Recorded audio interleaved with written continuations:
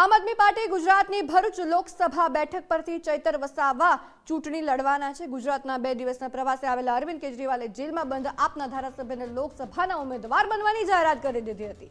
ચૈતર વસાવાની જાહેરાત થતા કોંગ્રેસના નેતા સંદીપ માંગરોલે ચૈતર વસાવાના નામને અયોગ્ય ગણાવી દીધું છે, જેથી ગુજરાતનું રાજકારણ ગરમાયું છે। જોકે વડાપ્રધાન નરેન્દ્ર મોદી સામે એકત્ર થયેલા વિવિધ પક્ષોના સમૂહ ઇન્ડી ગઠબંધનમાં કેજરીવાલની આ જાહેરાતથી ભારે કચવાટ જોવા મળી રહ્યો છે।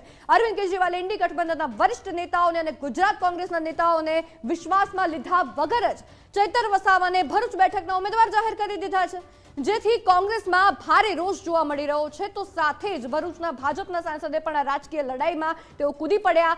તેમણે કહ્યું કે અમને પહેલેથી ખબર હતી કે આપ અને કોંગ્રેસ કોઈ દિવસ એક થવાના નથી અને ભરૂચ સીટ છેલ્લા 6 ટર્મથી ભાજપ પાસે છે અને રહેશે।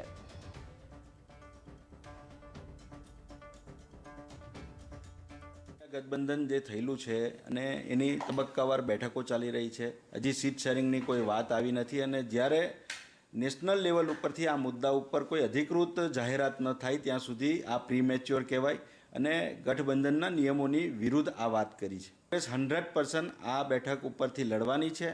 કોંગ્રેસ મજબૂત છે અને કોંગ્રેસ જીતવાની પણ છે આ વખતે, કારણ કે જે મુદ્દાઓ આદિવાસી સમાજને સ્પર્શતા છે, આદિવાસી સંસદ સભ્ય હોવા છતાં પણ એ પાર્ટી ઉપરથી જે આદેશ કરે આદિવાસી વિરોધી નીતિઓ હોય તો તેના માટે પણ એ આદિવાસી સમાજ માટે કંઈ બોલતા નથી। અત્યારે જ એમણે નિવેદન કર્યું કે જંગલની જમીનો આદિવાસીઓએ ખેડવી નહીં જોઈએ।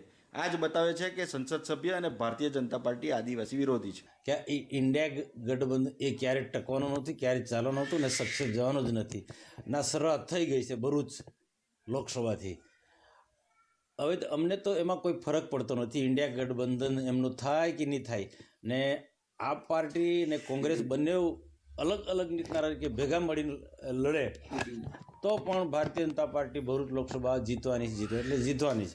આ તો સંદીપ માંગરોલાની વાત કહું, પેલું ઊંટ ચાલતો હોય અને ઊંટનું હોઠ લબડતું હોય અને શિયાળ પાછળ પાછળ જાય ને શિયાળને એવું કે આ હોઠ ક્યારે પડે ને હું ખાઉં, ક્યારે પડે ને હું ખાઉં, એના જેવું છે। સંદીપ માંગરોલાને એવું કહેવું હતું કે આ ઊંટનો જે હોઠ લબડે છે એ પડે ને હું ખાઉં। હવે એને ખબર પડી કે નથી પડવાનો એટલે અકળામણ થાય છે। એટલે કોંગ્રેસને આપની લડાઈ હવે ચાલવાની, એકબીજા પર આક્ષેપબાજી ચાલવાની છે।